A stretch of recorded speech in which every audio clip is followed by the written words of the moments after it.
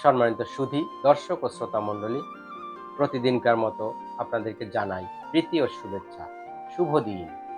আজ বুধবার ৬ই আগস্ট ২০২৫ খ্রিস্টাব্দ।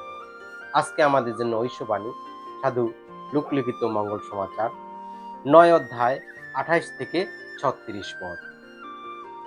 আজকে পাঠের বিষয়বস্তু প্রভু যিশুর দিব্য রূপান্তর। পাঠ করছি আমি দীপক পিয়া হালদার। এই কথা বলার ৭-৮ দিন পরে যিশু পিতর, যোহন আর যাকবকে সঙ্গে নিয়ে প্রার্থনা করার জন্য কাছের পাহাড়টিতে গিয়ে উঠলেন। তিনি প্রার্থনা করছেন, এমন সময় তার মুখের চেহারা হঠাৎ কেমন যেন পাল্টে গেল। তার পোশাকটিও বিদ্যুতের মতো শুভ্র উজ্জ্বল হয়ে উঠল। হঠাৎ দেখা গেল মসি আর এলিও, এই দুইজন তার সঙ্গে কথা বলছেন।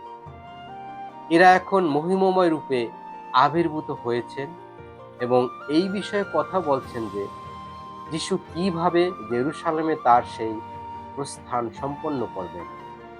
পিতর ও তার সঙ্গীরা মাঝখানে কখন গভীর ঘুমে আচ্ছন্ন হয়ে পড়েছিলেন।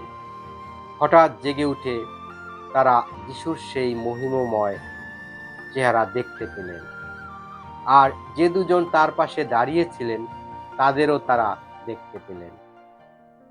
সেই দুজন যখন যিশুর কাছ থেকে চলে যাচ্ছেন, তখন পিতর যিশুকে বলে উঠলেন, গুরুদেব, ভালোই হয়েছে আমরা এখানে আছি।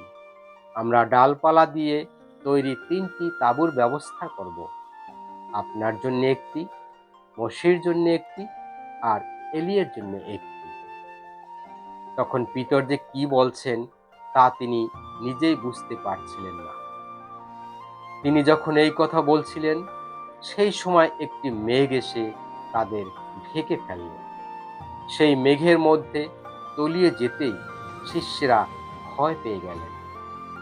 তখন মেঘের ভেতর থেকে তার যেন কণ্ঠস্বর ধ্বনিত হলো, এ আমার পুত্র, আমার মনোনীত জন, তোমরা এর কথা শোনো।